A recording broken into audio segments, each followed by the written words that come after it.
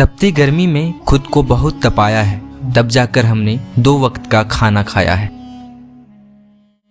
नमस्कार, मेरा नाम है संजीव और मैं हूं अभी दिल्ली के लक्ष्मी नगर में। क्या ई रिक्शा के आने के बाद आप लोगों की कमाई पर असर हुआ है? बहुत बहुत और बहुत ज़्यादा। आपका नाम बताइए। हाँ जी, मेरा नाम भगवान दास। आप दिल्ली में कब से हैं?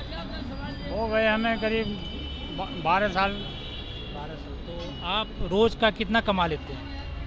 रोज़ का कमा लेते हैं 300-400, किसी दिन खींचतान करके 500 भी हो जाते हैं। तो ई रिक्शा के आने के बाद आप लोगों की कमाई पर असर हुआ है? हाँ, ई रिक्शा के आने से तो फ़र्क पड़ा है कि यानी पहले हम 3-4 बजे से भी 400-500 कमा लेते थे और अब तो यानी किसी दिन 200, 250, 300 और ज़्यादा ही मेहनत करें या सवारी मिलती रहे तो मुश्किल से 500 हो पाते हैं। तो आप चाहेंगे कि सरकार हमारी जो है वह ई रिक्शा आप लोगों को प्रोवाइड करवाए? हाँ, वो तो चाहते हैं, लेकिन चाहने से हमारे से क्या हो रहा है। तो अभी जो प्राइवेट फाइनेंसर जो ई रिक्शा देती है तो वो उसका कॉस्ट महंगा तो नहीं है? फाइनेंस भी देती है। जैसे private financer e rickshaw provide करवाती है, क्या आप चाहेंगे कि ऐसा गवर्नमेंट स्कीम लाए कि गवर्नमेंट आपको कम फीस में आपको रिक्शा प्रोवाइड करवाए बिना इंटरेस्ट के? हाँ, आए तो और बढ़िया बात है। आप यहाँ पर अपना रूम लेके रहते हैं? हम रूम लेके नहीं रहते, हम तो यानी ऐसे ही पटरी पे सो जाते हैं। रात को मतलब हाँ, पूरी बात वही। बेसिकली जो आप लोगों की समस्या है वो यहाँ पर कमाई को लेकर है।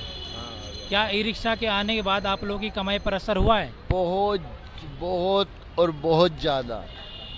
बहुत ही जो बैटरी वाली रिक्शा आई है ना, इसने ये मानोगे नहीं, इस रिक्शे की कमाई खो दी रख करके, क्योंकि हाईवे पे अब वही चलते हैं। पहले तो ये था कि रोक लेते थे रिक्शे को, अब नहीं। वो लोग 10 रुपये में दूर दूर जाते हैं और तुम्हें पता है हमारा इतना पड़ता खाएगा नहीं, इसलिए उनके आने से तो बहुत कमाई कम हो गई है। मैं तो चाहता हूँ दिल्ली में बैटरी वाला रिक्शा चले ही ना बिल्कुल। क्या आप चाहेंगे कि आपको सरकार ई रिक्शा प्रोवाइड करवाए? ये तो बहुत अच्छा है। अगर आपको सरकार कोई ऐसी स्कीम लाए जिनमें दिल्ली सरकार या केंद्र सरकार आपको ई रिक्शा के लिए लोन दे तो आप चाहेंगे ऐसा? हाँ चाहेंगे। एक बार खरीदा भी था, जहाँ से रिक्शा खरीदा था वो शोरूम बंद हो 1,60,000 रुपये का नुकसान हुआ भाई साहब। हाँ, मेरा नाम पल्लू कुमार। आप कब से यहाँ पर दिल्ली में? 2013 से। आप कमाते हो?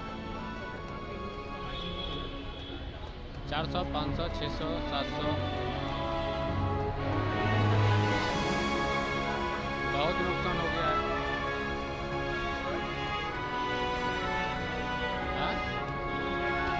हाँ, महंगा 6,000 रुपया है। महीना के 8,000, 7,000 काफी रुपये। हाँ, ठीक है भाई। तो रैन बसेरे में बेसिकली आप लोगों को क्या समस्या लगी? वहाँ पे लोग बताते हैं, लेकिन मैं तो नहीं गया हूँ, कि बताते हैं जो है और भी रहते हैं तो वो चोरा चोरी हो जाती है, जेब में पैसे वैसे निकल जाते हैं और सब तरह के आदमी हैं, गंदगी भी रखते हैं, बताते हैं। वहाँ पर बेसिकली गंदगी रहती है और स्नेचर स्मैकी रहते हैं। हाँ, सभी कुछ जाते हैं। ओके, तो बहुत बड़ी समस्या है ये। और इस वजह से हम नहीं जाते हैं। तो आप भाई से पूछते हैं कि इनका रिक्शा का किराया कितना लगता है? आपका रिक्शा का किराया कितना लगता है महीने का? 80 रुपये, बस 2700-2800 रुपये लगेगा महीने का पड़ जाता है। हाँ। और ये एक काफ़ी ज़्यादा कॉस्ट है जिसको कि हर कोई वहन नहीं कर पाता है। और 80 रुपये दे करके ये भाई पूरे दिन में 300-400 रुपये कमाते हैं अपनी इतनी मेहनत करने के बाद। ये बात सही है? हाँ जी, सही है। आपके घर में कौन कौन है? मम्मी है, पापा है। पापा बुजुर्ग आदमी है, रोज़ दवाई गोली ले रहे हैं और कुछ ना। मम्मी भी है घर है, बालक बच्चे। तो समस्या है। महीने का आप कितना कमा लेते हैं? महीना के ऐसे कम है भैया, 10,000 रुपये कम रह रहा है महीना के। दिल्ली जैसे शहर में 10,000 रुपये महीना कमाना यह काफ़ी नहीं होता है, इसमें अपना खर्चा भी होता है। मेरे हिसाब से आप कितना बचा लेते हैं? ऐसे बचे 6-7 हज़ार रुपये महीना के हमें तो। ये देखिए भाई बोल रहे हैं 6-7 हज़ार रुपये महीना बचाते हैं। ये एक बहुत कम राशि होती है अभी के समय में जीवन यापन के लिए, जिसको लेकर हमारी सरकारों को और सोचना चाहिए इसके बारे में। धन्यवाद। तो आप सरकार से क्या कहना चाहेंगे? अभी हमें तो काम धंधा सही मिलना चाहिए, अपने पैसा देना अपने बड़ी ठीक है। आपको ई रिक्शा मिलना चाहिए? हाँ मिलना चाहिए। तो सरकार ने आपको ई रिक्शा प्रोवाइड करना चाहिए, आपका ही कहना है। बारों भी चला ले, टीवी बारों है ही ना, मिलो ही ना, टीवी बारों चला ले तो वैसे ही रिक्शा मिल लो, किराए पे 80 रुपये ले रहे। हाँ यही है बस। आप दिल्ली में कब से रह रहे हो? दिल्ली में है 3-4 साल। कितना कमा लेते हो? अजी कहाँ 200-250 रुपये कमाए सब। आप कहाँ से हो? बुलंदशहर। बुलंदशहर। तो आपको बुलंदशहर में काम नहीं मिला तो आप दिल्ली आ गए? दिल्ली आ गए, बुलंदशहर में काम ही ना मिलो, या हमारे अपनों कर रहे हैं गुजारो। तो यहाँ पर आप फैमिली के साथ रहते हो? अजी काय को जी, फैमिली तो कर रही है, हम यहाँ हम पर ही रोड पे ही। अच्छा। मेरा नाम राकेश है जी सर। दिल्ली में हो गए 2-3 साल हो गए।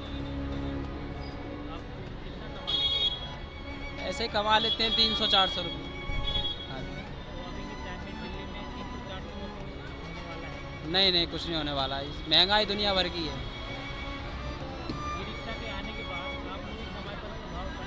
हाँ जी, प्रभाव पड़ा है। हाँ अब कमाई नहीं है, इसमें कमाई नहीं, इसमें तो टाइम पास ही है। अब ये मानो मतलब मुश्किल में चला रहे हैं, पैसे पास नहीं है, हम तो ई रिक्शे ले लें तो उससे सही रहेगा, उसमें जोर भी नहीं है, उसमें जो बचता है वो बचेगा तो सही। इसमें मेहनत बहुत है पर इसमें बचता भी नहीं, कुछ नहीं, मजबूरी में चला रहे हैं, पैसा पास नहीं है इसलिए। हाँ कमरा ले रखा है, रूम किराए पे। हाँ 5-6 आदमी रहते हैं। है जी? पहले वाली बात नहीं। नहीं नहीं, पहले वाली बात नहीं।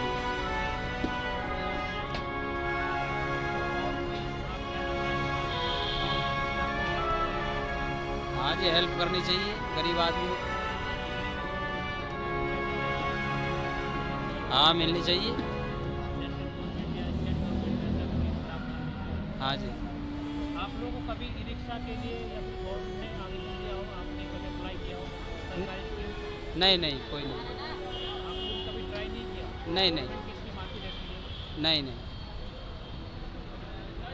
आप लोग चाहेंगे कि आपको ई रिक्शा में कन्वर्ट किया जाए? हाँ हाँ जी। सरकार आपको हाँ help करे? हाँ जी, हाँ जी, आपको हाँ जी, मिलना चाहिए। हाँ जी, कोई सरकार की ऐसी स्कीम निकले जो कि हम ले सकें, काम कर सकें। आप बेसिकली कहाँ से हैं? है जी? आप कहाँ से हैं? मैं जी यहाँ से संभल से हूँ, संभल यूपी। अच्छा, यूपी से। हाँ, गवर्नमेंट ने भी तो स्कीम निकाली होगी वहाँ पर। वहाँ पे कोई स्कीम नहीं निकाली है, वहाँ भी ऐसा ही है, तो वहाँ पर रोजगार का साधन नहीं। रोजगार भी कम है जी। वहाँ रोजगार मिलता तो हम दिल्ली में क्यों आते। हाँ जी, जब घर बैठे रोजगार मिलेगा तो आदमी घर ही करेगा ना। यहाँ पे आप क्या खाएंगे, क्या बचेगा? वही तो। हाँ जी।